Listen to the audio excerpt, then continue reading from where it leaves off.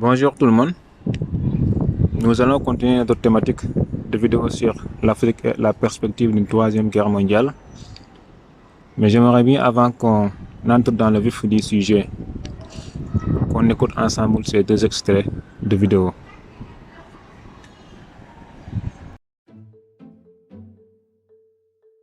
The first scramble for Africa was when European colonial powers saw a continent that was vast, rich in minerals and land, and very poorly defended, and they rushed in to carve it up and steal the land.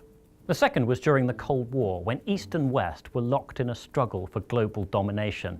That's when the Soviet Union backed Marxist despots all over Africa, and the Americans backed any leader who said that he was in favor of capitalism.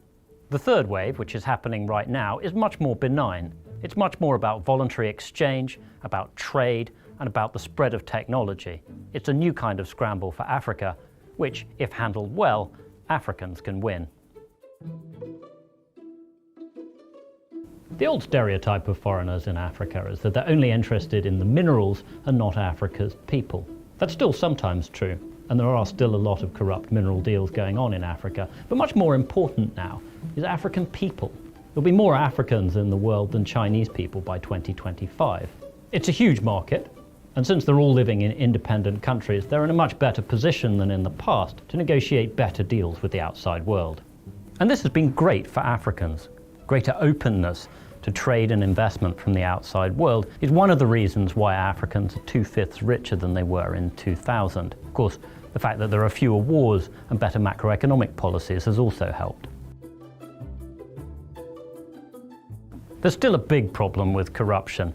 Unaccountable leaders in the less transparent African countries can often sign deals with outsiders that benefit them personally, but perhaps not their countries so much. The things that Russia's doing in the Central African Republic, where you have private firms protecting diamond mines and the president of that war-torn country, are to many people reminiscent of what happened in the 19th century at the height of imperialism.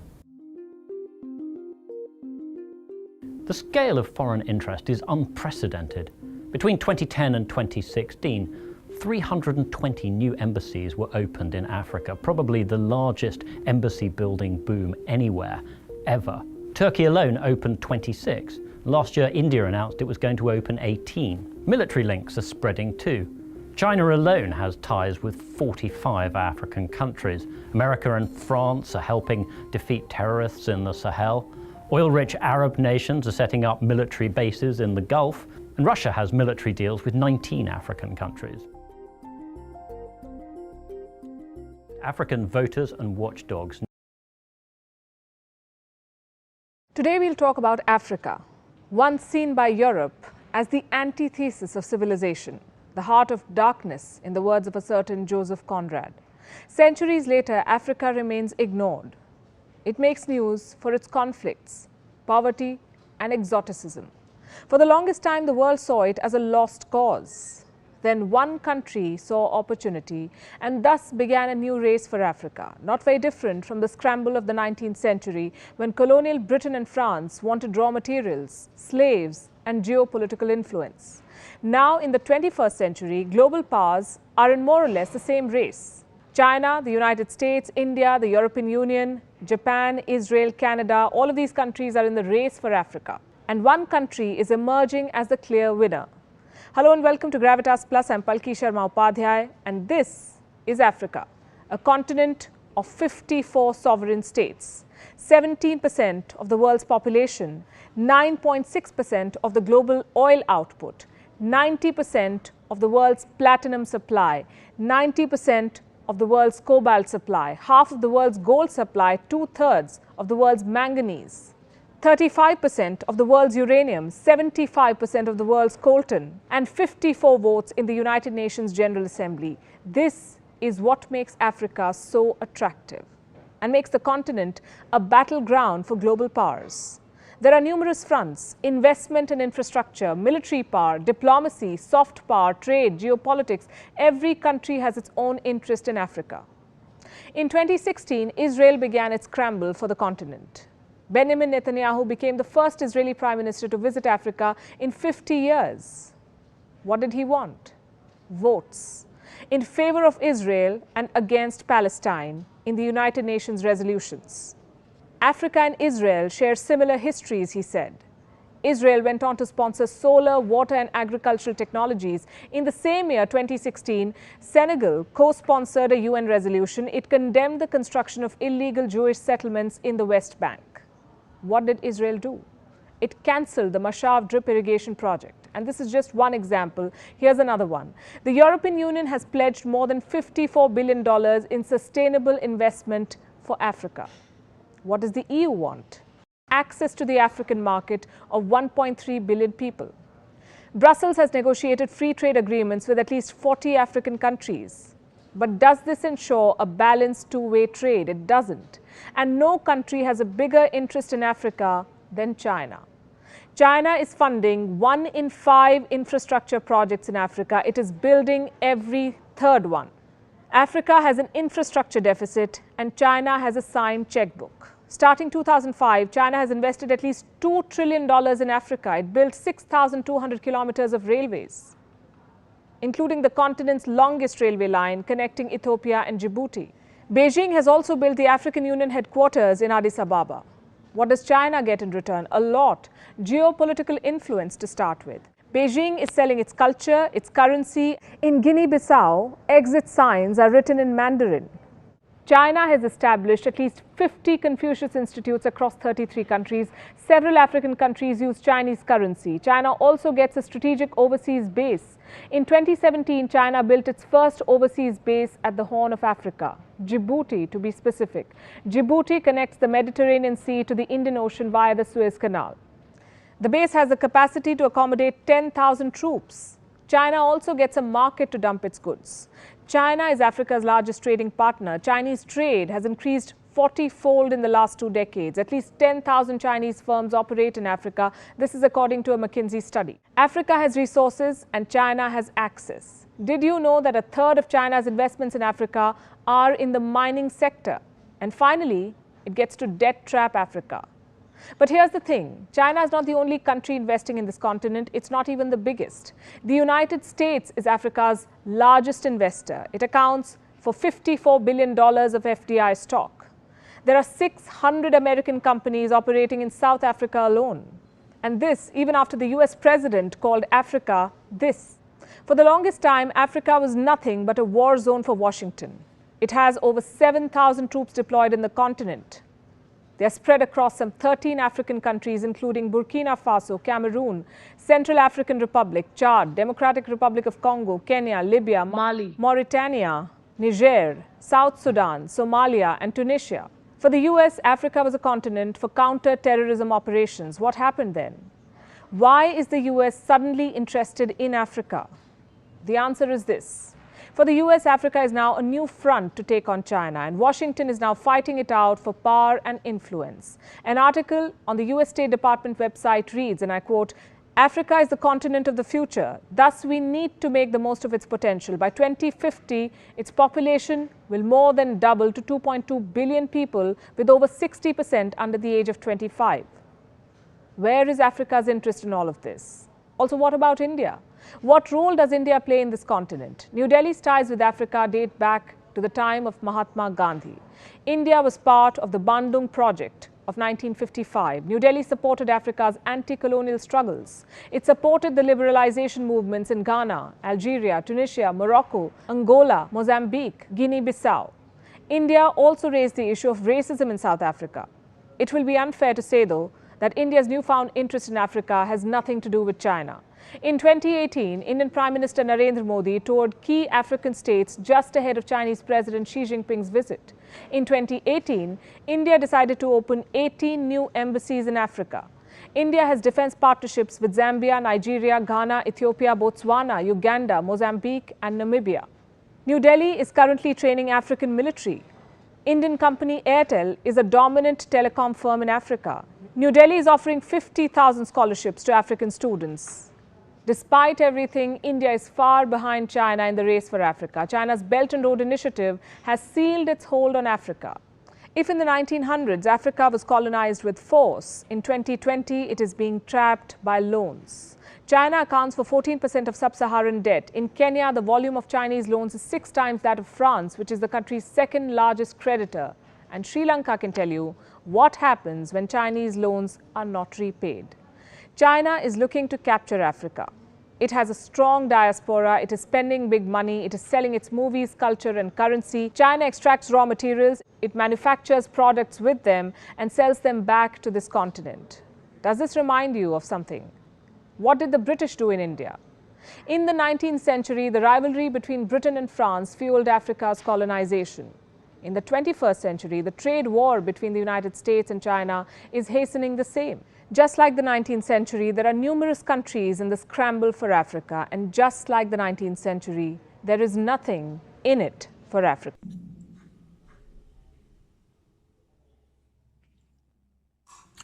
Qu'est-ce qui se passe encore aujourd'hui? Comme si que l'histoire se répète. Tous les pays du monde se font la course vers l'Afrique pour les mêmes raisons et les mêmes enjeux, comme il était le cas au XIXe siècle. Le monde assiste actuellement à une troisième grande ruée vers l'Afrique après la colonisation du XIXe siècle, comme nous l'avons démontré dans la première vidéo, et la lutte d'influence entre les blocs de l'Est et de l'Ouest durant la guerre froide. Aujourd'hui, cette nouvelle ruée se présente sous forme ou bien sous d'autres formes,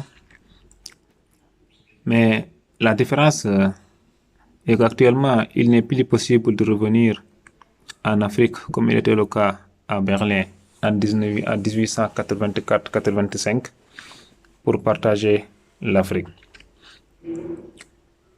Mais de nos jours, les grandes puissances accèdent aux ressources africaines à travers leur influence diplomatique et stratégique.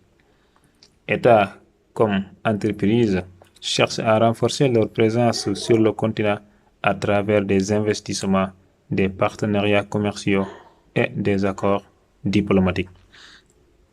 Cette dynamique traduit un intérêt accru pour les ressources naturelles africaines, mais aussi pour ces marchés émergents.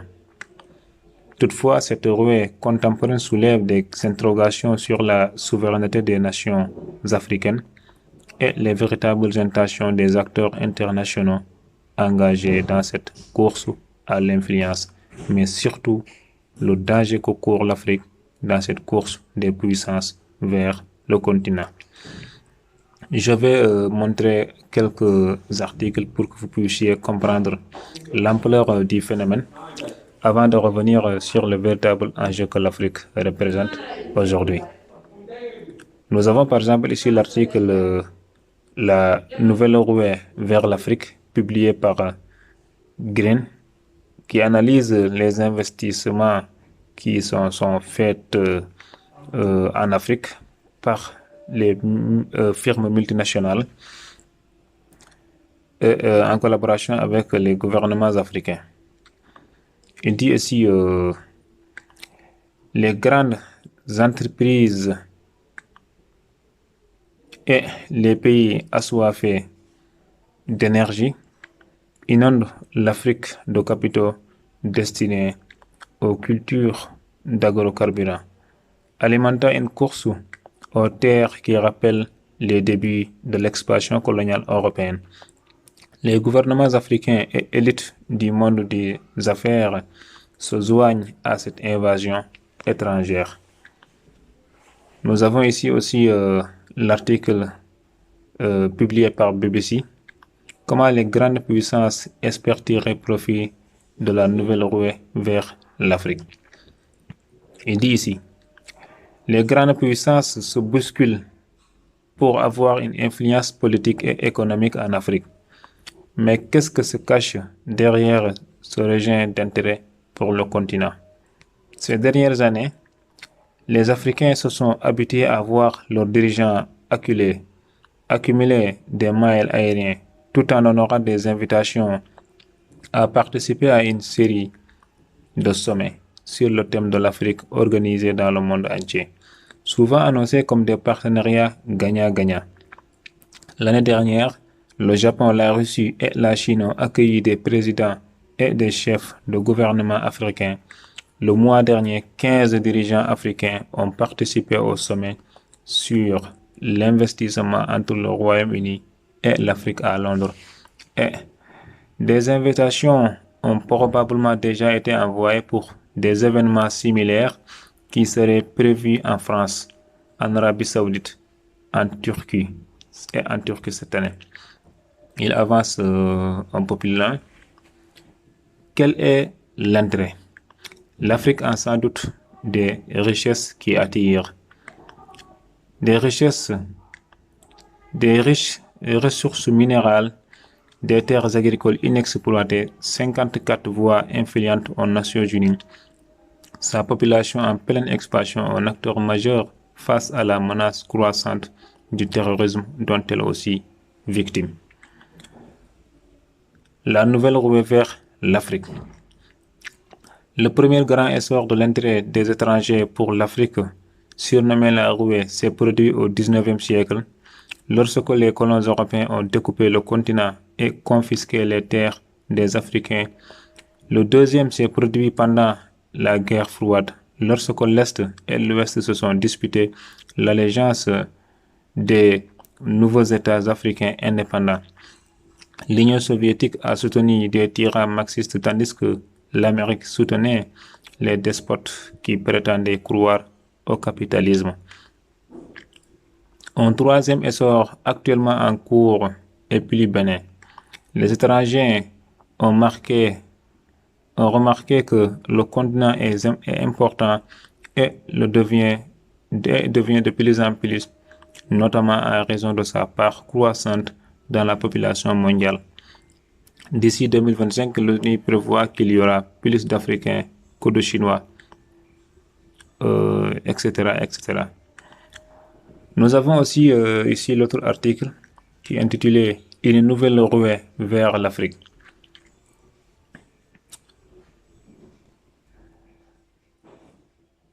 C'est un rappel violent que malgré des décennies d'indépendance politique, l'Afrique se retrouve une fois de plus la cible d'une ruée des grandes puissances pour sa richesse.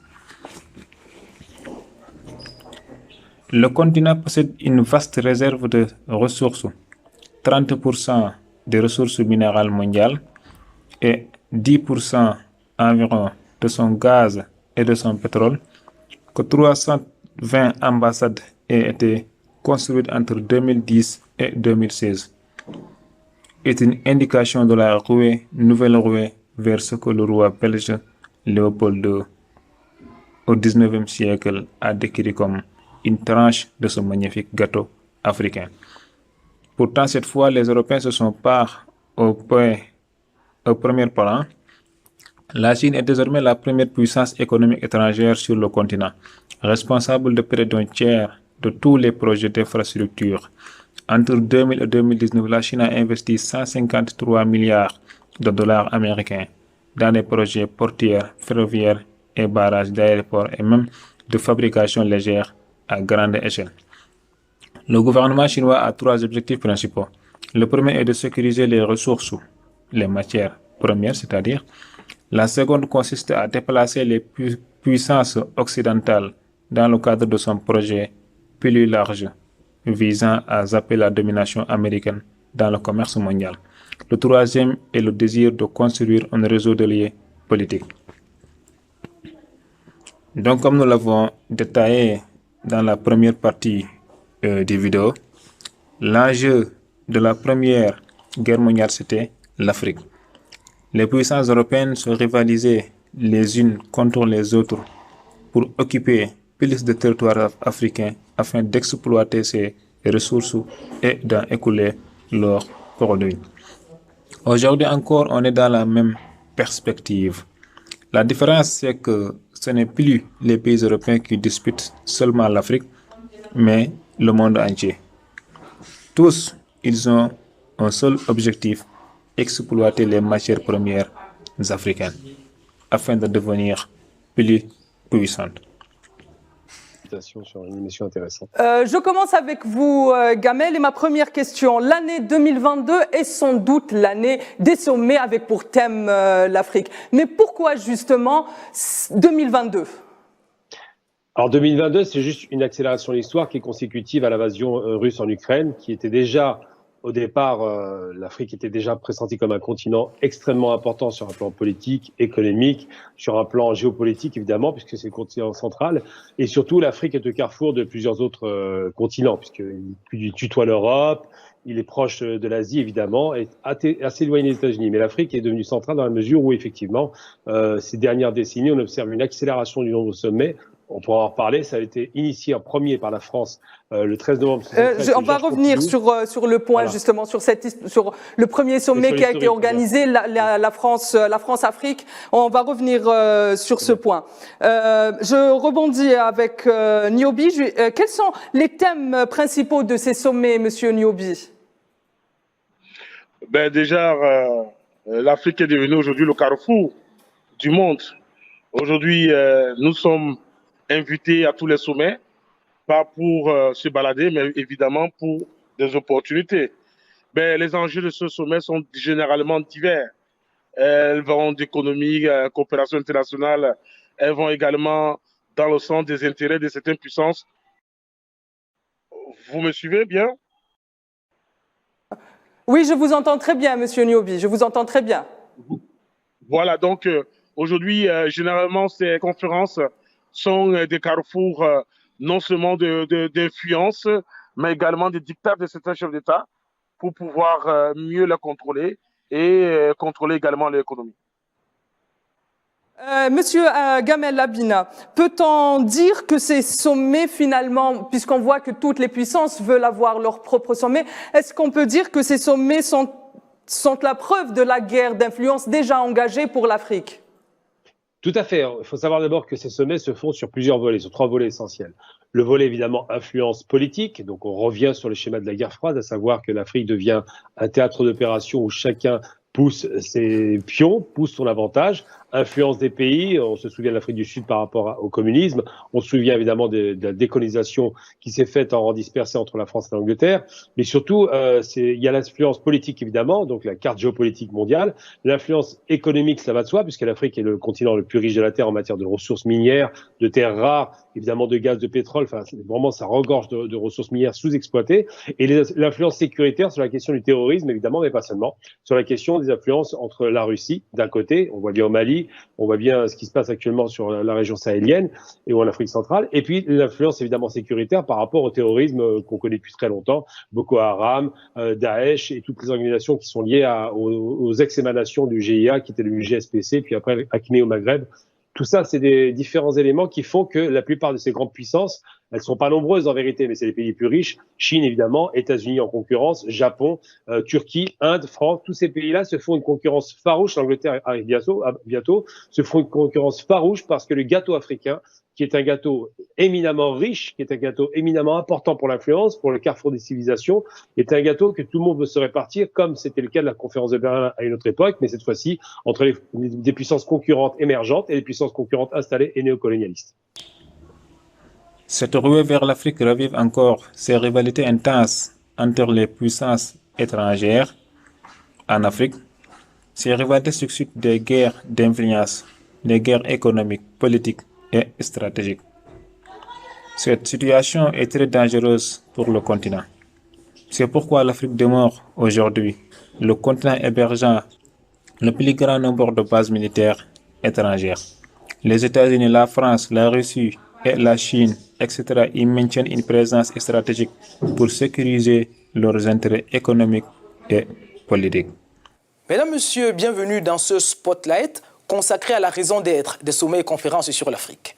France-Afrique, États-Unis-Afrique, Union européenne-Afrique, Chine-Afrique, conférence de Tokyo sur le développement de l'Afrique, une multitude de rendez-vous, d'acteurs et donc d'enjeux.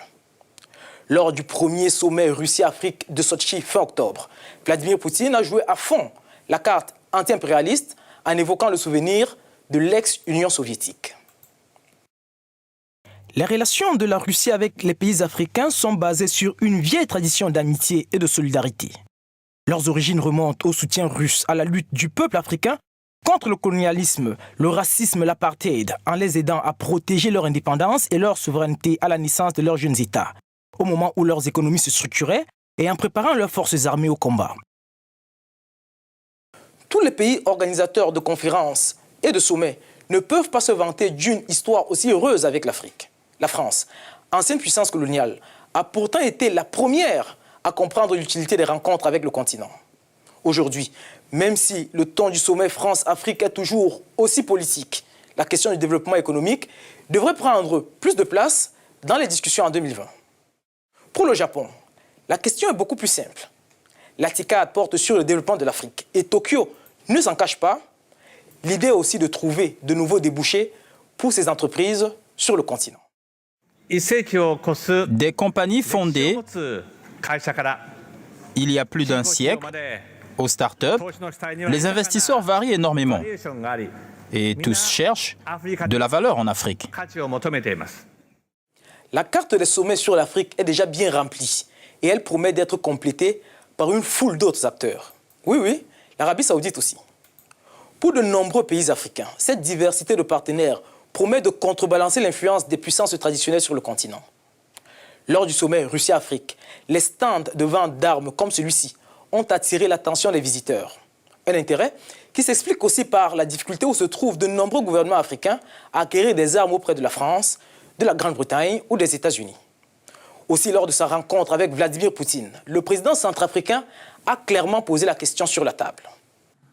Nous croyons que les partenaires russes nous livreront aussi des moyens létaux au-delà de 14,5, ainsi que des véhicules blindés de transport de troupes, les véhicules de combat d'infanterie, des mortiers et d'autres artilleries permettant la montée en puissance de nos forces de défense et de sécurité.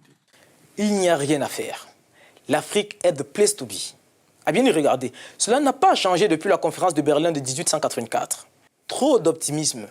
Mais peut-être assisterons-nous dans l'avenir à un sommet Israël-Afrique. En attendant, je suis rejoint par Serge Koufi. Serge est journaliste à la rédaction d'Africa News. Dites-moi Serge, quelle est en fait la valeur de tous ces sommets qui font tant courir les grandes puissances sur le continent ? Eh bien William, face au grand volontarisme observé de toutes ces puissances, on peut croire que l'Afrique est redevenue une terre de conquête, mais on peut s'interroger sur les véritables retombées de ces sommets. Lors du dernier sommet Chine-Afrique, l'Empire du Milieu a promis sur 5 ans 60 milliards de dollars d'investissement, notamment dans le secteur des infrastructures et de l'économie verte.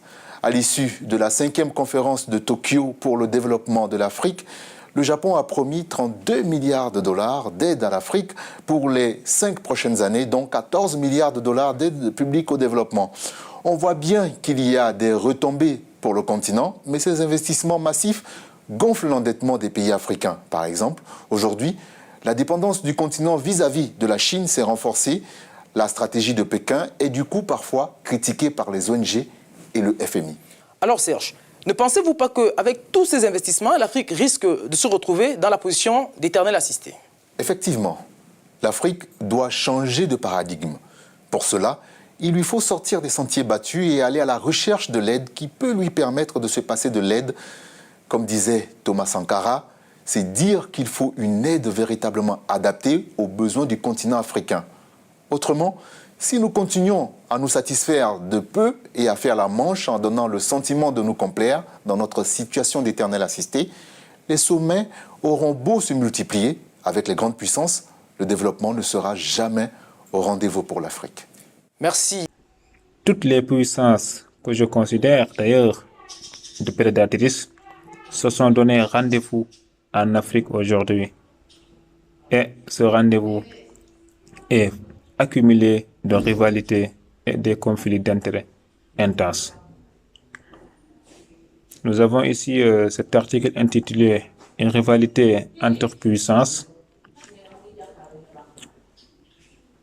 Il dit « Au cours du 19e siècle et lors de la première partie du 20e siècle, l'Afrique a été l'objet d'un Yalta colonial entre les grandes puissances. Congrès de Berlin, 15 novembre 1884, 26 février 1885. Prélude à sa colonisation et plus tard est devenu un terrain privilégié d'affrontement et de compétition Est-Ouest. Comme par le passé, l'Afrique demeure au centre des préoccupations des grandes puissances économiques. La fin du siècle dernier et le début du XXe siècle sont marqués par des grands bouleversements mondiaux économiques, politiques, écologiques, sociaux, etc.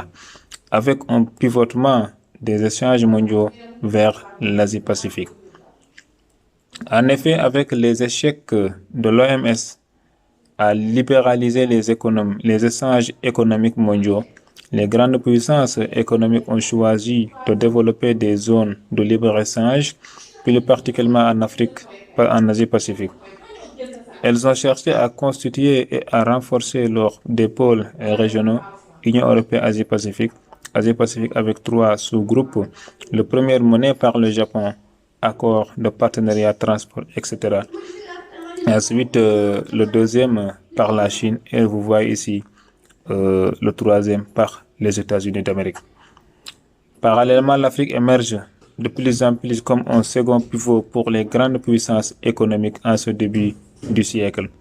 Oubliez, le continent, un marché de plus de 1,3 milliard de consommateurs et des richesses énormes et multiples, redevient un enjeu majeur pour les grandes puissances économiques. En réalité, le continent africain est devenu le terrain d'une guerre d'influence sans précédent entre l'Union européenne, la Chine, les États-Unis, l'ASEAN, la Russie, le Japon et la Turquie. Nous avons aussi cet article intitulé « La concurrence diplomatique des grandes puissances, une aubaine pour l'Afrique ». L'Afrique est devenue, depuis quelques années, un enjeu stratégique, un terrain convoité par des grandes puissances. Russie, Chinois, Européens et Américains se bousculent aux portes du continent. Et il donne ici un détail qui parle après Bill Biden, première dame des États-Unis, etc., etc. Nous avons aussi cet article qui nous détaille l'ampleur de cette ruée vers l'Afrique. Les observateurs s'accordent actuellement sur l'existence d'une course entre les grandes puissances, en particulier entre les États-Unis et la Chine, pour développer leurs activités économiques et leur influence géopolitique dans le continent, sur le continent en fait, africain, en s'appuyant sur les pays de l'Afrique du Nord comme porte d'entrée incontournable étant donné l'importance de leur position géographique et de leurs ressources naturelles. Nous avons ici aussi cet article hors collection. La Chine et les grandes puissances en Afrique. L'Afrique n'a jamais cessé de susciter l'intérêt et d'attirer les convoitises des grandes puissances, faisant souvent planer le soupçon d'une nouvelle forme de colonisation sur une présence qui s'annonce comme strictement économique et marchande, mais joue inévitablement sur un fond géopolitique. Dans ce concert d'influence, si les États-Unis et l'Europe gardent une place importante, la Chine se présente comme la nouvelle puissance sans complexe lié au passé, sans état d'âme quant au bien-être des populations ou au respect des droits de l'homme. Nous avons aussi cet article, la politique des grandes puissances en Afrique de 1885 à nos jours. Depuis des temps immémoriaux, l'Afrique reste au centre des intérêts des acteurs internationaux européens et africains, alors qu'elle n'est plus l'enjeu des luttes entre les deux blocs, occidental et communiste. Elle est depuis le début du XXIe siècle reclassée au niveau géopolitique et ce, pour des raisons de sécurité, d'accessibilité à ses ressources naturelles, de sa marginalisation économique et de ses risques liés à l'intégration régionale. Traditionnellement tournée vers l'Europe, ses relations avec l'Asie et la Chine ont modifié les données stratégiques et les zones d'influence. Ces rivalités entre puissances causent parfois des déstabilisations avec des conséquences inimaginables sur les États africains et les peuples africains.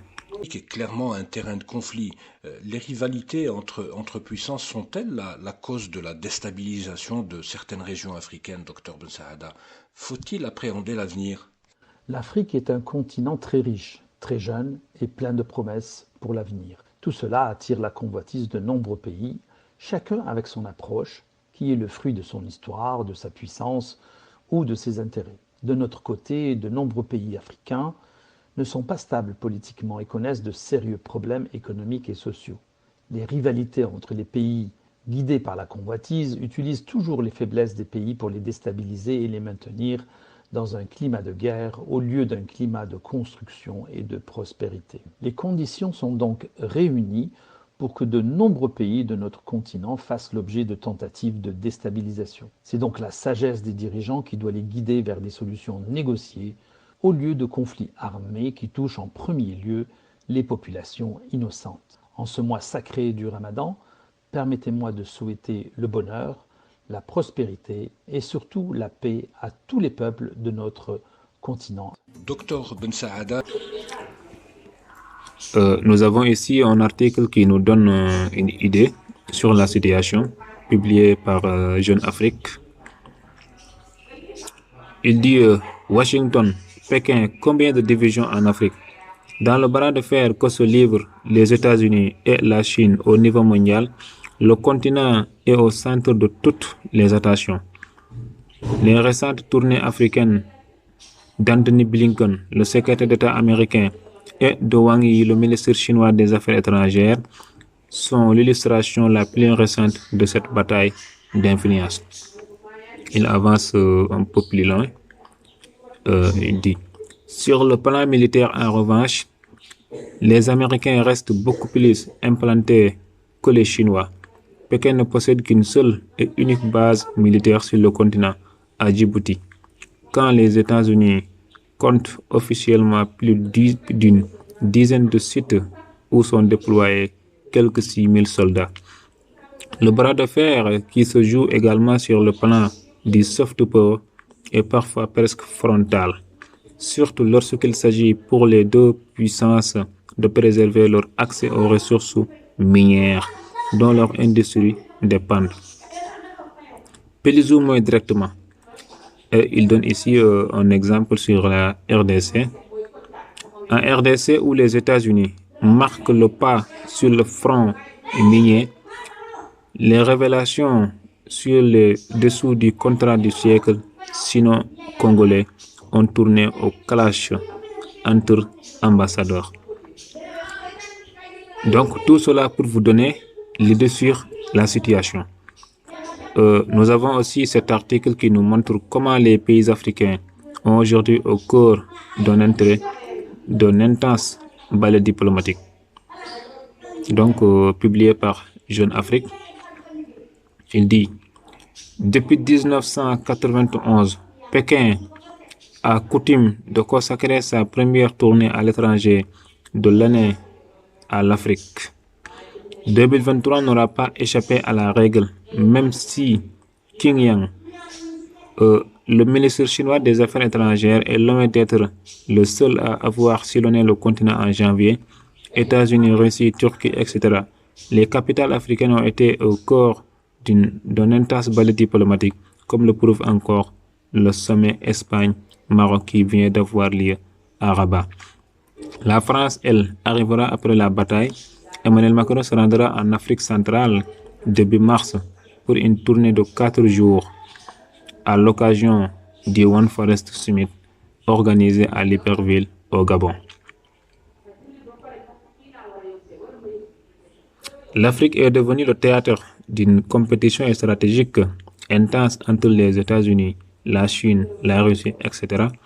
et chacune adoptant des approches distinctes pour renforcer son influence sur le continent. La compétition sino-américaine est particulièrement marquée. Les États-Unis adoptant une politique paternaliste, comme le faisaient les Français auparavant en Afrique, notamment subsaharienne, cherchent à contrer l'influence économique croissante de la Chine en Afrique. Et parallèlement, la Chine promeut sa vision d'un nouvel ordre mondial en élargissant des plateformes comme les BRICS, intégrant de nouveaux membres pour renforcer son influence globale. Cette stratégie vise à légitimer son modèle de développement et à offrir une alternative à l'ordre international dominé par l'Occident.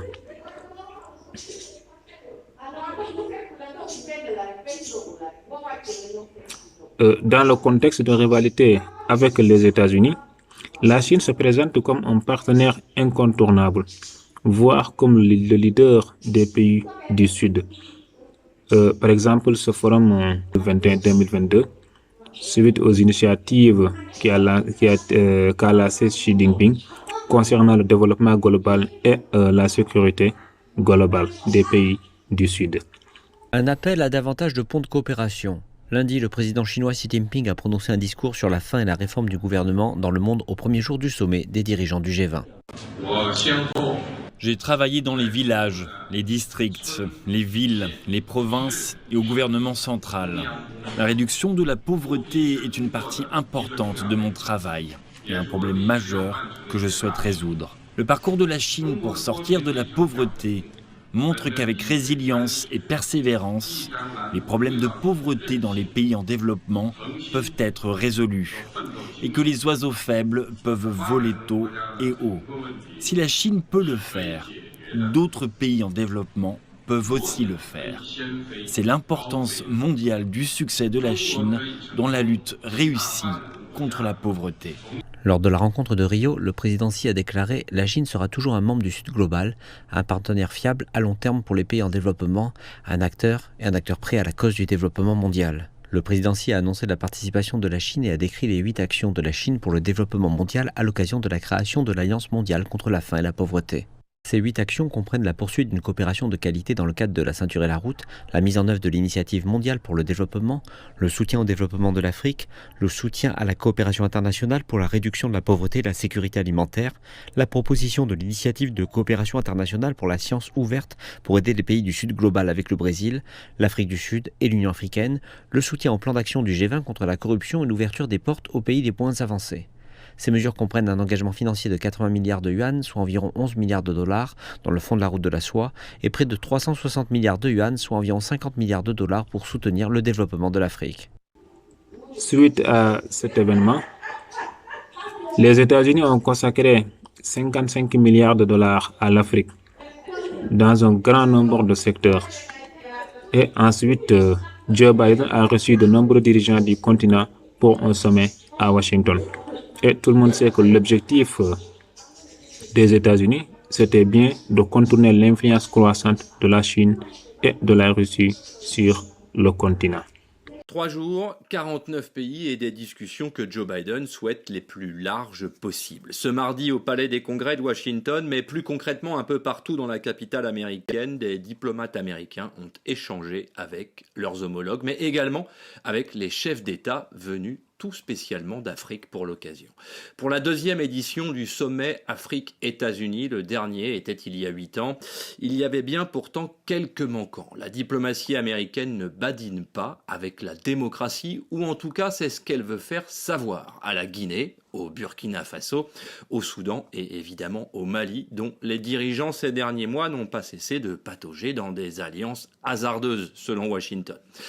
Il n'y aura pas de limite aux sujets qui seront évoqués et qui ont commencé à l'être, mais le département d'État a donné quelques grandes directions de marche, comme la santé, le changement climatique, la lutte contre le terrorisme, évidemment, et bien sûr la gouvernance. Joe Biden, lui, a insisté sur le fait qu'il voulait que l'on parle économie, dans le cadre notamment d'un forum des affaires contenu dans ce sommet Afrique-États-Unis.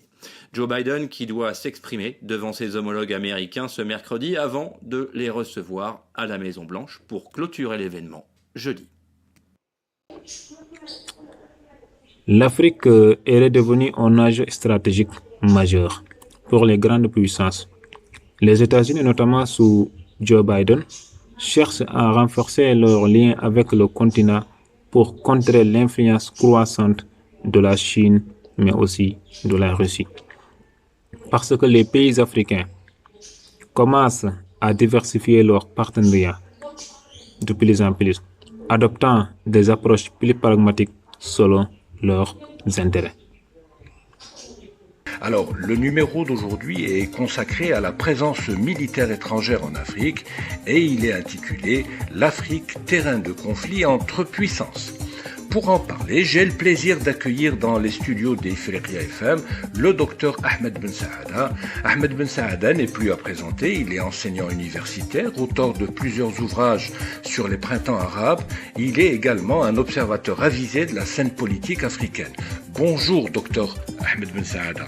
Bonjour monsieur Zen Cherfaoui, bonjour l'Afrique et Ramadan Moubarak.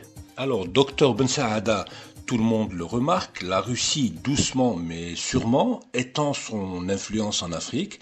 Moscou a récemment renforcé ses liens politiques, sécuritaires et économiques avec des pays tels que la République centrafricaine, le Mali, le Burkina Faso, le Soudan et la Libye.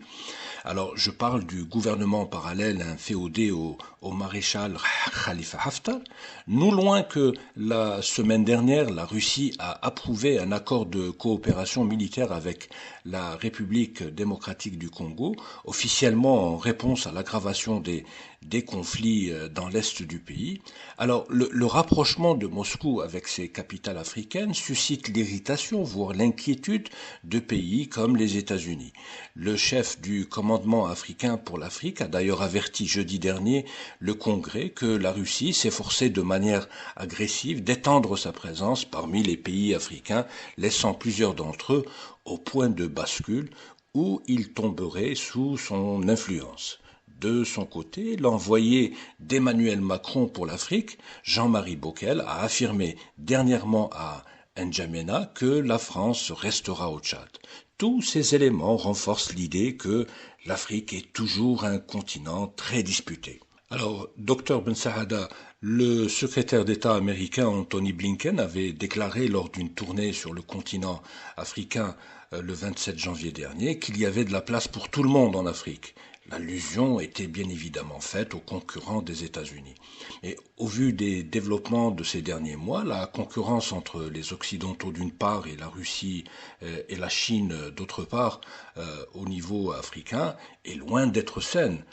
La rivalité entre ces pays s'exacerbe et fait de l'Afrique un terrain de conflit. Elle s'exprime même de manière violente. Vous en pensez quoi, Dr Ahmed Ben Saada? La récente tournée africaine du secrétaire d'État américain Anthony Blinken, qui s'est déroulée du 21 au 26 janvier dernier, et qu'il a menée dans 4 pays africains, le Cap-Vert, la Côte d'Ivoire, le Nigeria et l'Angola, a été qualifiée par tous les observateurs comme une manœuvre politique pour contrer l'influence grandissante de la Russie et de la Chine dans le continent africain. D'autant plus que cette tournée a été effectuée quelques jours après celle de son homologue chinois, Wang Yi, qui lui avait visité le Togo, la Tunisie, l'Égypte et la Côte d'Ivoire. Cette effervescence diplomatique et ces opérations de séduction politique à l'égard de l'Afrique montrent à quel point le continent africain est devenu un champ de bataille d'influence entre d'une part les États-Unis et d'autre part la Russie et la Chine, surtout depuis que la France a perdu pied dans de nombreux pays de la région, en particulier au Sahel, qui était naguère considéré comme son précaré.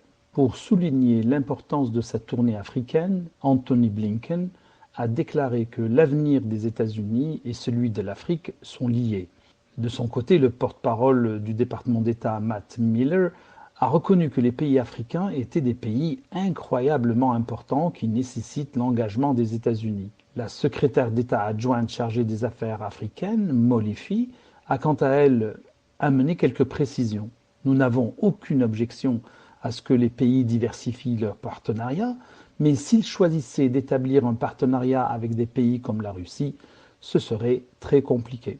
Toutes ces déclarations en termes feutrés montrent à quel point la volonté des États-Unis de s'installer en Afrique est forte, quitte à en découdre avec des puissances adverses comme la Russie ou la Chine.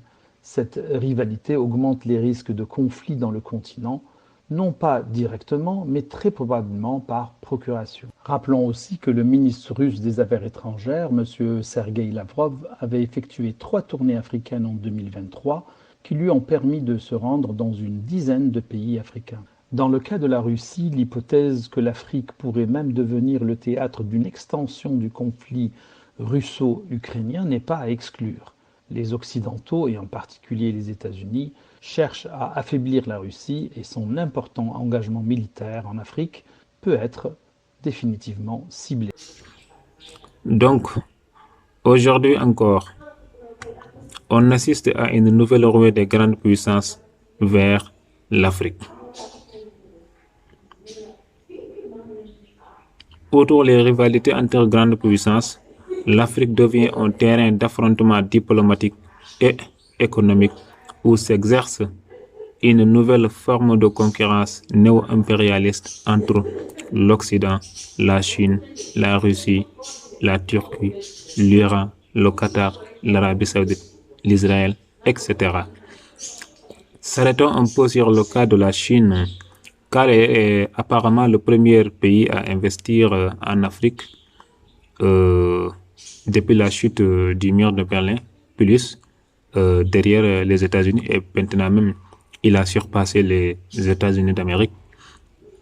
Donc l'implantation de la Chine en Afrique, notamment à travers des investissements massifs dans les infrastructures et l'exploitation des ressources naturelles, rappelle la politique expansionniste de l'Allemagne à la veille de 1914. On voit que depuis le début des années 2000, la Chine a redessiné les contours de sa politique étrangère pour faire de l'Afrique une pierre angulaire de ses ambitions mondiales. Avec des investissements estimés à plus de 300 milliards de dollars depuis 2006, Pékin s'est imposé comme un partenaire incontournable du continent, offrant infrastructures, financement et opportunités de développement. Nous avons ici un compte rendu du forum sur la coopération sino-africaine où le président chinois a annoncé des financements significatifs et des initiatives pour renforcer les liens avec l'Afrique. Il dit ici la Chine promet un soutien financier de 50 milliards de dollars à l'Afrique pour les 3 prochaines années.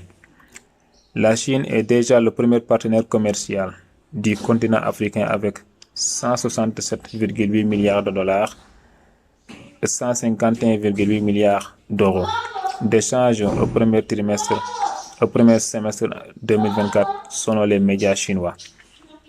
La Chine est prête à approfondir sa coopération avec les pays africains dans l'industrie, l'agriculture, les infrastructures, le commerce et les investissements, a déclaré le chef de l'État au cours de la cérémonie d'ouverture du sommet qui se tient jusqu'au vendredi au Palais du Peuple. Dans les 3 prochaines années, le gouvernement chinois veut apporter un soutien financier à hauteur de 360 milliards de yuans, soit 50,7 milliards de dollars, a-t-il annoncé, promettant ainsi aussi d'aider à créer au moins 1 million d'emplois en Afrique. S'exprimant également au sommet, le secrétaire général de l'ONU, Antonio Guterres, a assuré que la Chine et l'Afrique, en coopérant, pouvaient mener la révolution des énergies renouvelables. Le bilan remarquable de la Chine en matière de développement, notamment en ce qui concerne l'éradication de la pauvreté, est une grande source d'expérience et d'expertise, a-t-il estimé. Nous avons aussi cet article qui rapporte le discours du président Xi Jinping lors du dialogue des dirigeants Chine-Afrique à Johannesburg le 24 août 2023.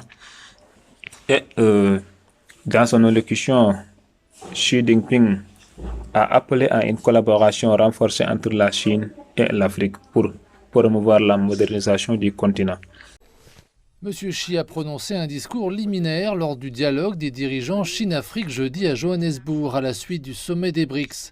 Le président chinois a passé en revue la coopération avec l'Afrique au cours des 10 dernières années.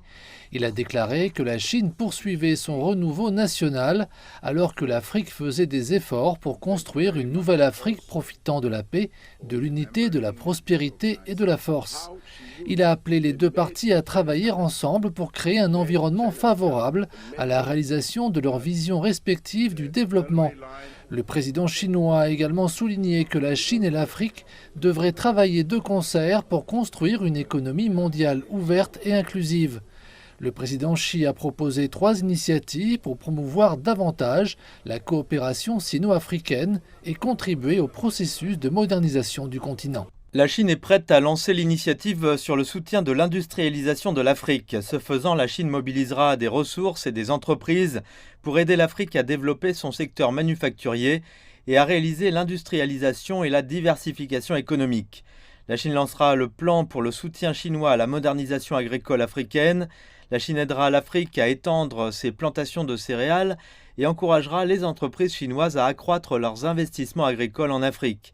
La Chine lancera également le plan de coopération sino-africaine sur le développement des talents. Il a proposé plusieurs initiatives. Il a aussi souligné l'importance de promouvoir un ordre international juste, de pratiquer un véritable multilatéralisme et de s'opposer à toute forme d'hégémonisme. Il a également insisté sur la nécessité de favoriser l'ouverture et l'inclusion dans l'économie mondiale, permettant ainsi aux pays en développement de bénéficier pleinement de la mondialisation économique.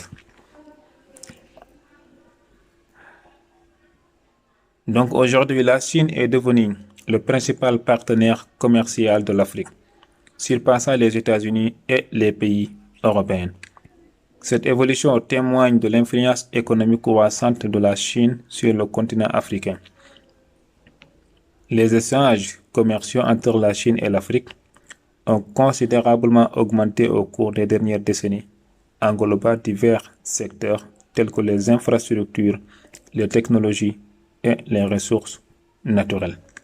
Cette dynamique reflète une stratégie chinoise visant à renforcer ses liens, c'est-à-dire les liens économiques et politiques avec les nations africaines. Tout cela met en évidence le partenariat croissant entre la Chine et l'Afrique, reflétant une collaboration économique et diplomatique renforcée au fil des années. Cet article aussi publié du nouveau rapport met en lumière les liens d'amitié indéfectibles et le soutien mutuel entre la Chine et l'Afrique. Il souligne que pour la 34e année consécutive, le ministère chinois des Affaires étrangères a choisi l'Afrique pour sa première visite de l'année, illustrant l'importance accordée par la Chine à ses relations avec le continent, tandis que la Chine réaffirme son engagement envers le développement et le redressement de l'Afrique. Donc, en résumé, tout cela illustre une relation sino-africaine en pleine expansion, caractérisée par une coopération économique bénéfique pour certains, peut-être inégale pour d'autres, notamment les Occidentaux, des investissements stratégiques et un partenariat diplomatique renforcé visant à promouvoir le développement mutuel et à redéfinir les relations internationales du XXIe siècle. Mais pourquoi l'Afrique intéresse-t-elle si la Chine? Même le président chinois avait rassuré qu'aucune puissance ne pourra briser ou saboter le rapport qui lie la Chine et l'Afrique. Et quand il dit cela, il met à l'occurrence les États-Unis et les pays européens. La Chine sera toujours un bon ami, un bon partenaire et un bon frère de l'Afrique. Personne ne pourra saboter la grande unité des peuples chinois et africains. Voici pourquoi l'Afrique est si importante aux yeux de la Chine. Ce n'est qu'à partir des années 80 et après l'entrée de la République populaire de Chine au sein de l'Organisation des Nations Unies que Pékin va commencer à s'intéresser de plus près à l'Afrique. À l'époque, nous sommes encore en pleine guerre froide et la Chine, qui ambitionne déjà de redevenir une grande puissance mondiale, a besoin de se trouver des alliés. Beaucoup d'alliés. Puis ces intérêts politiques se transforment progressivement en intérêts économiques. Dans les années 90, les Chinois débarquent de plus en plus nombreux sur le sol africain et leur arrivée suscite beaucoup d'espoir de la part des populations locales. Un partenariat gagnant-gagnant est évoqué lors du premier congrès sur la coopération sino-africaine en octobre 2000, une coopération entre l'Empire du Milieu et les États africains dans un esprit de solidarité, de coopération et de respect mutuel. Investissements, contrats de construction d'infrastructures, sécurité, commerce, matières premières. En 30 ans, Pékin est devenu le partenaire numéro 1 de 53 des 54 pays africains qui sont membres de l'ONU. Alors, qu'est-ce qui intéresse tant la Chine en Afrique ? En réalité, en visant les territoires de pays en voie de développement ou très peu explorés commercialement par les économies occidentales, comme les pays d'Afrique, Pékin poursuit plusieurs objectifs. À commencer par les ressources naturelles. L'Afrique, c'est un terrain de jeu de plus de 30 millions de kilomètres carrés qui regorge de ressources très convoitées par le reste du monde. Elle possède 40% des réserves mondiales d'or, 60% du cobalt et 90% du platine, mais aussi du charbon, du pétrole, du gaz naturel, des diamants, des bois précieux ou encore de l'uranium. Actuellement, 85% du minerai et du pétrole africain partent vers la Chine. Celle-ci s'assure ainsi de sources d'approvisionnement qu'elle garde sous surveillance. Et avec des taux de change qui lui sont extrêmement favorables, elle en ressort grande gagnante. Raison numéro 2, Pékin a aussi besoin de soutien politique. Si la Chine s'efforce de maintenir de si étroites relations avec les pays d'Afrique, c'est aussi et surtout pour s'assurer d'un maximum de soutien au cours des assemblées générales de l'ONU. Les 54 États d'Afrique représentent de potentiels alliés qui pourraient aider Pékin à faire passer les résolutions qui lui sont les plus favorables. Derrière cette volonté de gagner en popularité se cache également un point d'honneur. Les Chinois souhaitent faire reconnaître la République populaire de Chine par tous les États africains. Or, à ce jour, il lui en manque toujours un. L'Eswatini, ancien Swaziland, est un tout petit pays d'1 148 000 habitants situé au nord de l'Afrique du Sud. Et depuis 1949 et la création de la République populaire de Chine, il s'entête toujours à ne pas reconnaître Pékin comme unique gouvernement, alors même que Taïwan, le challenger, ne revendique plus la souveraineté. Mais pour les Chinois, ça a du mal à passer et Pékin veut absolument obtenir la reconnaissance diplomatique de 100% du continent. Raison numéro 3, la Chine envisage aussi l'Afrique comme un marché prometteur. Actuellement, 85% des produits manufacturés importés sur le continent africain viennent de Chine. Cela ne représente que 5% du total des exportations chinoises, autrement dit, la marge de progression est immense. D'autant plus que, nous l'avons vu, les taux de change sont favorables aux Chinois. Les produits se vendent facilement et rapportent bien. La Chine a un intérêt en Afrique, donc, notamment pour ses ressources naturelles abondantes, essentielles à son développement industriel et économique. En échange, elle investit massivement dans les infrastructures, le commerce et la coopération diplomatique avec le continent. Mais nous savons que cette relation sino-africaine a contribué à l'essor de la Chine en tant que puissance mondiale, lui assurant un accès privilégié aux matières premières, tout en renforçant aussi son influence géopolitique. Donc le développement de la Chine et son expansion économique sont en grande partie liés à son partenariat étroit avec l'Afrique. Nous avons par exemple cet article intitulé « L'Afrique au cœur des ambitions chinoises ». Au début des années 2000, la Chine a redessiné les contours de sa politique étrangère pour faire de l'Afrique une pierre angulaire de ses ambitions mondiales. Avec des estimations estimées à plus de 300 milliards de dollars depuis 2006, Pékin s'est imposé comme un partenaire incontournable du continent offrant infrastructures, financement et opportunités de développement. Un partenariat économique, les infrastructures comme levier d'influence. L'approche chinoise en Afrique repose sur une stratégie bien rodée, échanger des infrastructures modernes contre un accès aux ressources stratégiques. Le continent, avec ses abondantes réserves de cobalt, de lithium et de terres rares, est crucial pour la révolution technologique de la Chine.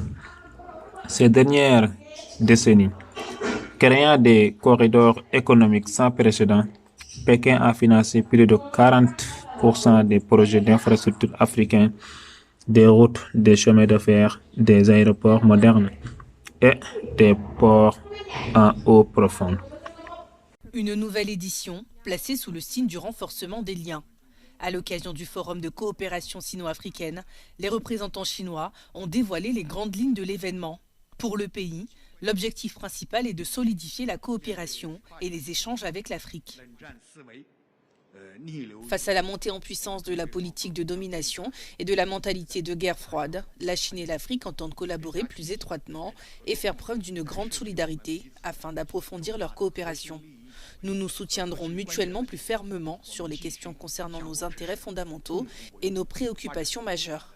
Et nous travaillerons main dans la main pour sauvegarder les intérêts légitimes des pays en développement. Au cours de cette conférence, l'envoyé spécial pour les affaires africaines a aussi détaillé les points forts de cette collaboration, sécurité, commerce et investissement pour les 3 années prochaines. L'Afrique possède des riches ressources naturelles et d'énormes ressources humaines. Elle bénéficie d'une urbanisation accélérée. Pour sa part, la Chine renforce ses réformes et fait progresser la modernisation du modèle chinois. La Chine dispose davantage en termes de capitaux, de technologie et d'expérience. La coopération entre la Chine et l'Afrique profite aux deux parties. Le forum triennal va démarrer avec un dîner de bienvenue et se poursuivra avec des échanges et des accords de coopération qui s'étendront jusqu'en 2027.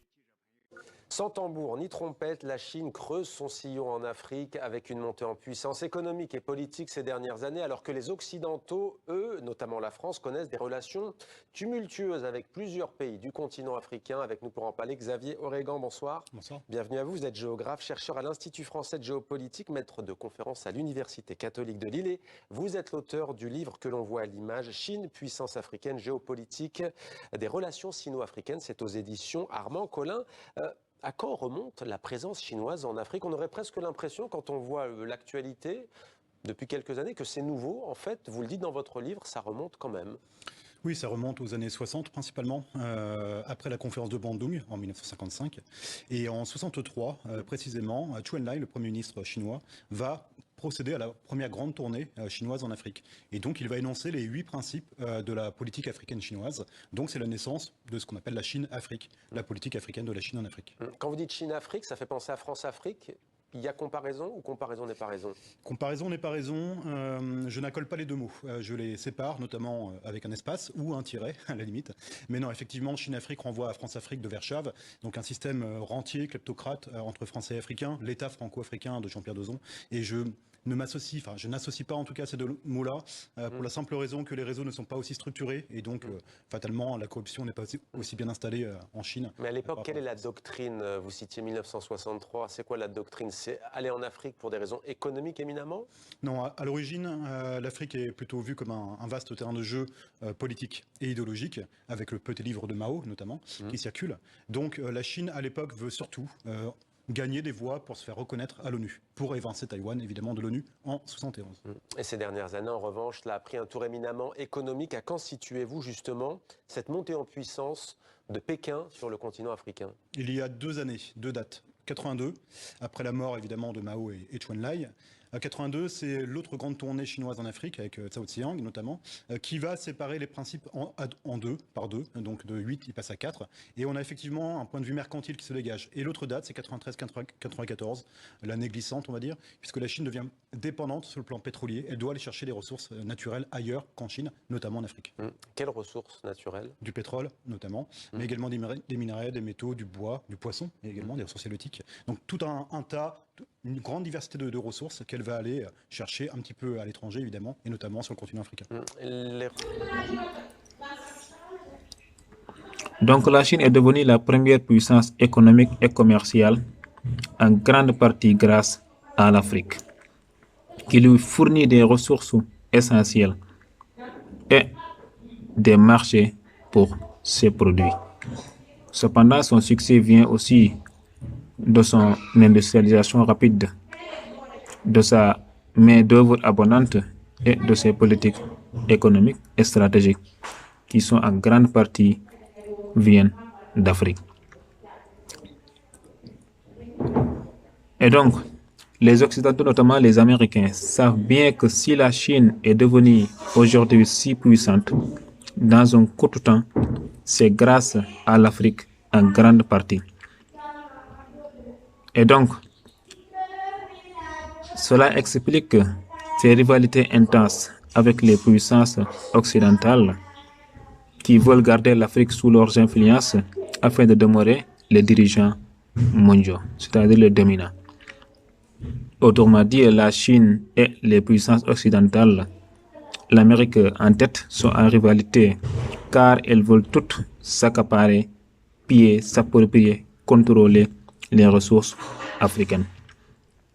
L'Occident cherche à garder son contrôle pour rester dominant sur la chaîne internationale, tandis que la Chine renforce ses liens avec l'Afrique pour garantir sa puissance mondiale, mais aussi faire basculer l'ordre mondial d'un ordre unipolaire à un ordre multipolaire.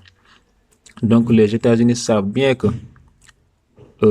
la puissance de la Chine est alimentée par les ressources, les matières premières africaines.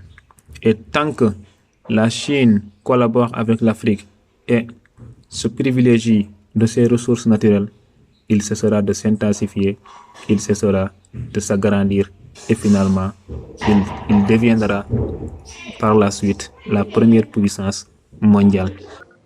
Christophe Lebec de Jeune Afrique nous a rejoint. Bonsoir Christophe. Bonsoir.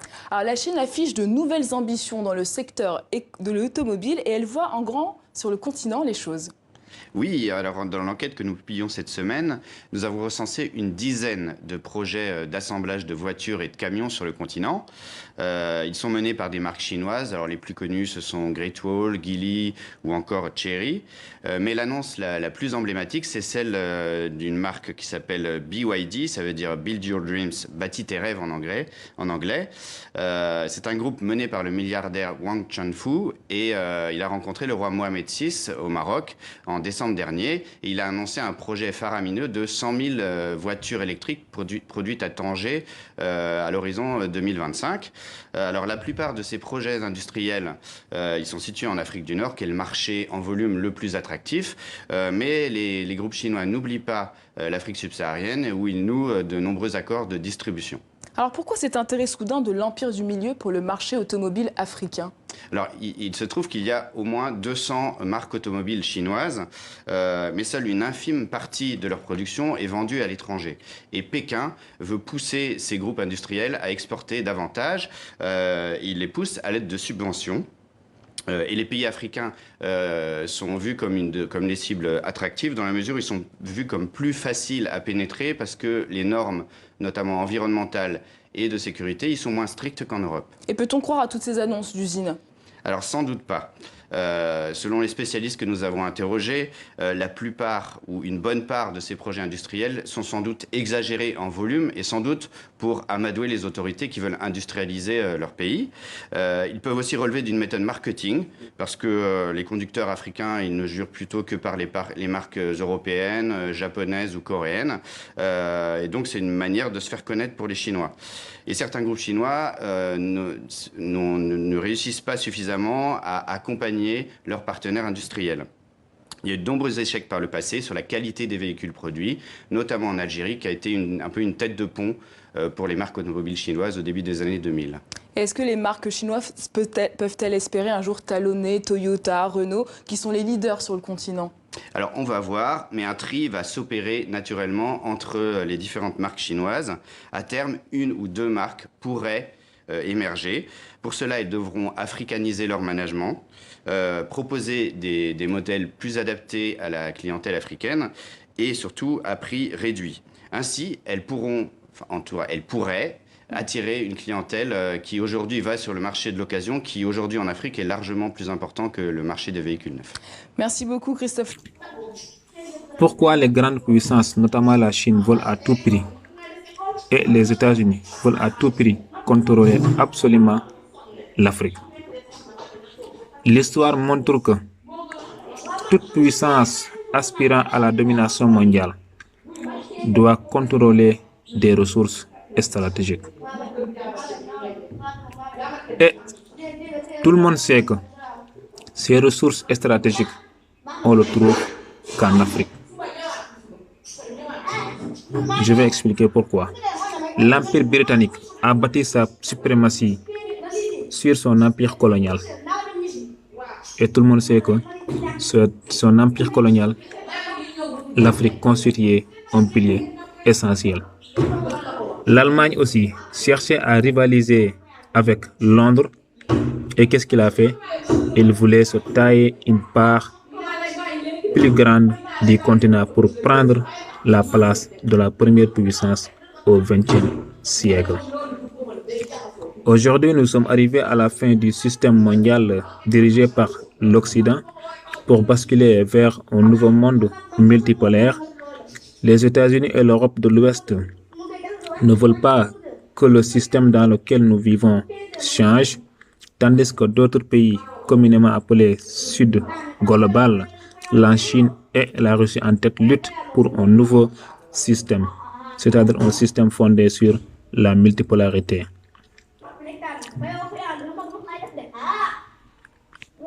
La Chine pousse à l'élargissement des BRICS pour légitimer sa vision d'un ordre mondial. À travers les BRICS et d'autres organisations internationales qu'elle domine, la Chine renforce ses liens avec les pays du Sud et propose une solution de substitution à l'ordre mondial dominé par les États-Unis. La Russie, la Turquie, l'Inde, la Chine, l'Iran ont en commun cette espèce de reconstruction identitaire sur un fond religieux, et surtout ils ont en commun, n'est-ce pas, d'avoir un programme partagé beaucoup mieux que les BRICS, lorsque par exemple ils se réunissent en Ouzbékistan, dans le pacte de Shanghai qui les réunit, pour dénoncer cet Occident qu'ils considèrent corrompu, corrupteur, prédateur, menteur, enfin, etc. Et là, on voit qu'il y a quand même une unité, même si évidemment, on peut soupçonner que ces empires vont s'affronter très rapidement entre eux, ou le font déjà, mais qu'entre-temps, la question de savoir ce que devient l'Europe, alors que je finis là-dessus, alors qu'il y a une république impériale américaine qui, dans sa constitution politico-religieuse, est assez proche de ces empires-là. C'est ça. On y reviendra, ouais. Mais je voudrais vous citer un rapport qui a été traduit sur le site du Grand Continent, qui est un rapport de Sergueï Karaganov, qui est un architecte intellectuel de la ligne assez dure du Kremlin, j'allais dire le mage du Kremlin, qui a créé un concept qui s'appelle la majorité mondiale, qui serait, selon lui, une alternative à l'hégémonie occidentale sur le monde. Alors, je vous lis un extrait de ce rapport. Il dit « Le principal conflit du monde moderne est la contradiction entre, d'une part, la volonté de l'Occident, avec à sa tête les États-Unis, de préserver son hégémonie de 5 siècles, qui lui a permis de redistribuer les richesses du monde en sa faveur et d'imposer sa culture et ses ordres politiques au monde, et d'autre part, le désir des pays non occidentaux d'accéder à une souveraineté pleine et entière, non contrainte par les dogmes, les institutions et les ordres de l'Occident. » L'Occident n'est pas capable de gouverner seul l'humanité, mais essaie désespérément de le faire, et la plupart des peuples du monde ne veulent plus le supporter. C'est là que réside la principale contradiction de la nouvelle ère. Pour reprendre les mots d'un classique de Lénine, la situation est révolutionnaire dans une certaine mesure. Les élites ne sont pas capables, et les gens ne veulent pas vivre comme ça.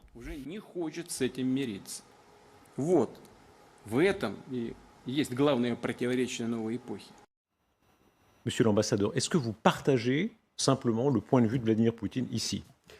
Nous sommes pour la construction d'un nouvel ordre mondial qui est, comment dire, multipolaire. Oui. Nous préconisons que les affaires internationales doivent être gérées par tous les pays du monde. Oui, c'est ce que préconise le président Xi Jinping dans son rapport au 20e congrès. Une photo de famille pour tenter de peser plus lourd sur la scène internationale. 2 ans et demi après le début de la guerre en Ukraine, ce sommet d'Astana permet à Vladimir Poutine de consolider ses liens avec ses alliés les plus fidèles. Un monde multipolaire est devenu une réalité. Le cercle des pays qui prônent un ordre mondial juste et sont prêts à défendre résolument leurs droits légitimes et à défendre les valeurs traditionnelles est en train de s'élargir. La Russie, la Chine ou encore l'Iran, autant de pays aux relations tendues avec l'Occident, regroupés au sein de l'Organisation de coopération de Shanghai.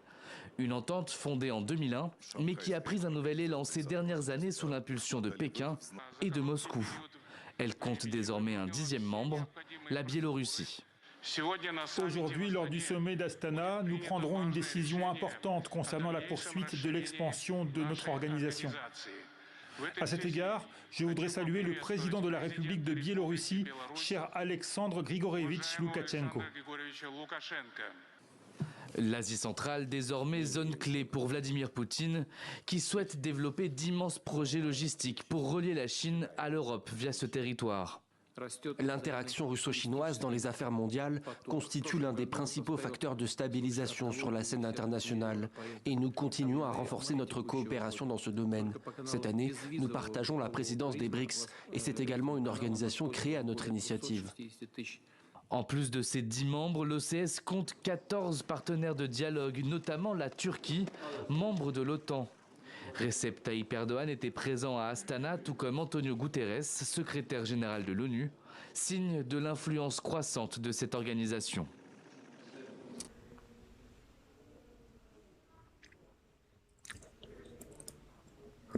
Mais pendant cette transition,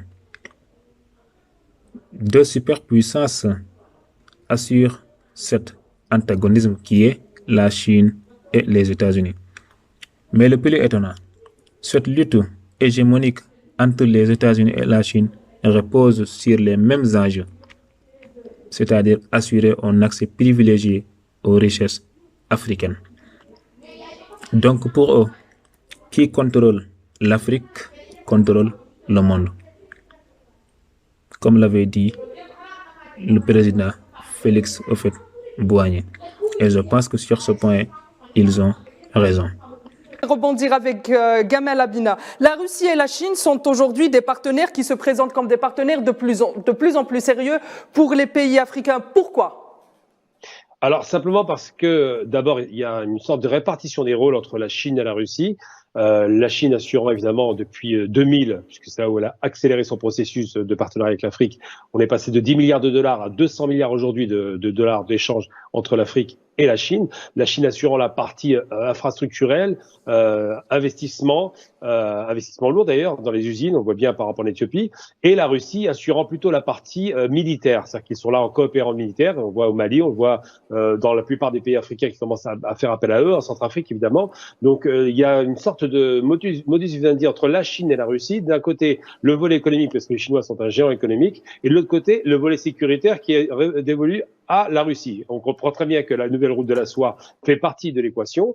Et simplement pour rappeler les choses, c'est que le seul pays asiatique qui avait fait un premier sommet, effectivement, c'était le Japon.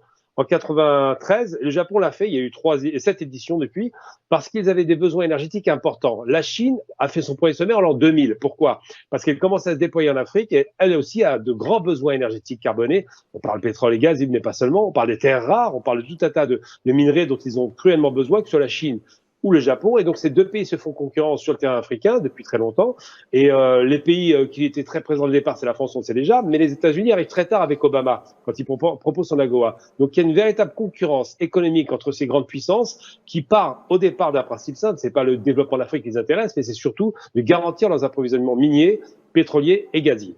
Qui aura l'Afrique dominera le monde. C'est une vérité. Parce que qui aura l'Afrique sera maître des matières premières dans le monde.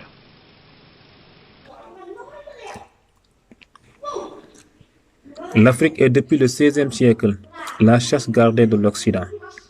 Et c'est ce qui a fait sa puissance depuis tout ce temps. Qui aura l'Afrique dominera le monde. C'est une vérité.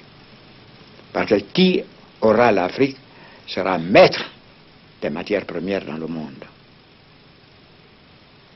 Soit qu'il développe ces matières, valorise ces matières premières pour son économie, ou soit qu'elle empêche que ces matières premières parviennent au camp adverse. Ce qui signifie clairement, et même très clairement, que l'Afrique doit rester à jamais dans le sous-développement ou le quasi-développement afin d'assurer le développement de l'Occident en fournissant presque gratuitement toutes les matières premières dont l'Occident a absolument besoin pour son développement, son progrès, sa puissance, son bonheur. Le pompage de l'Afrique par l'Occident installe ici le sous-développement et crée là-bas le développement. Cet Occident comprend maintenant qu'il est en train de perdre le continent de plus en plus. Et donc cela signifie qu'il est en train de perdre sa place de première puissance mondiale, sa place dans la chaîne internationale. La Chine a compris cela, raison pour laquelle elle considère l'Afrique comme un allié pour refondre l'ordre international dominé par les valeurs et les règles occidentales. Depuis plus d'une décennie, l'activité de la Chine en Afrique intrigue les pays occidentaux. Dans la plupart des pays africains, le partenaire chinois est en revanche loué pourtant. Parce qu'en 2009, la Chine est devenue le premier partenaire commercial du continent, devant les États-Unis et la France. Et on voit aussi que ces dernières années, elle a surtout prêté des milliards aux pays africains pour la construction de gigantesques projets d'infrastructures pour des raisons économiques, mais aussi stratégiques et politiques. Depuis l'arrivée de Xi Jinping au pouvoir en 2012, l'ampleur des ambitions chinoises a été réaffirmée. L'objectif à présent, c'est la création d'un nouvel ordre mondial dans lequel la Chine sera la nouvelle puissance hégémonique.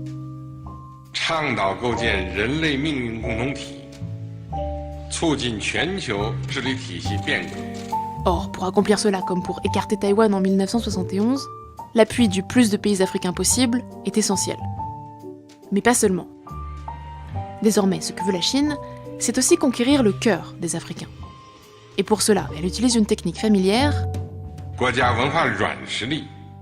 le soft power.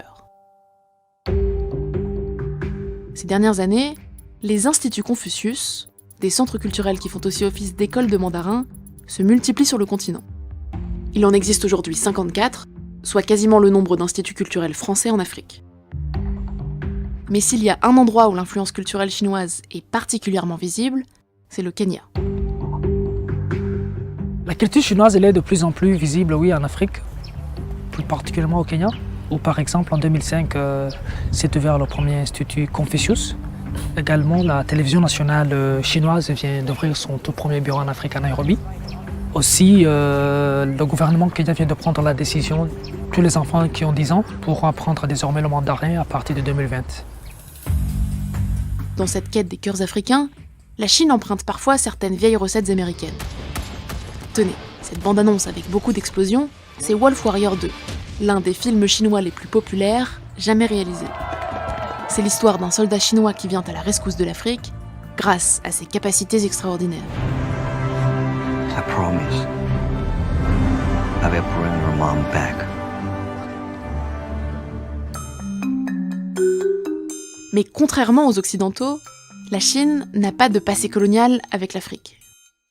Et ça, elle n'hésite pas à s'en servir. 我要强调的是，共建“一带一路”是开放的合作平台，没有地缘政治目的。 Dans les faits pourtant, l'agenda politique de la Chine est de plus en plus visible. En 2017, elle crée la toute première base militaire chinoise à l'étranger, à Djibouti. Elle avait pourtant juré qu'elle ne le ferait jamais, refusant de reproduire le comportement des Américains. Or, à Djibouti, les bases militaires commencent à se bousculer. Il y a une base américaine, une française, une italienne, une japonaise, et peut-être bientôt une indienne. Être à Djibouti, c'est être dans la cour des grands. Je suis à côté des autres. Je fais comme les autres. Sur ce point au moins, l'attitude de la Chine en Afrique ressemble de plus en plus à celle des autres grandes puissances dans l'histoire du continent. Donc l'Afrique demeure encore, comme il l'a été au XIXe siècle, le centre névralgique des dynamiques de pouvoir mondial.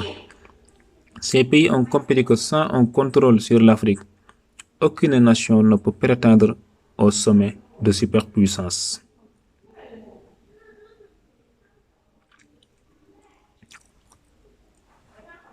Ce constat explique l'intensification des rivalités sur le continent et annonce un avenir où l'Afrique continuera d'être au cœur des affrontements géopolitiques du XXIe siècle. Le basculement d'un monde unipolaire à un monde multipolaire rappelle les tensions qui ont précédé la Première Guerre mondiale. Et si la Chine emporte cette rivalité, qu'est-ce qui va se passer? C'est ce que les stratèges appellent aujourd'hui le piège de Thucydide.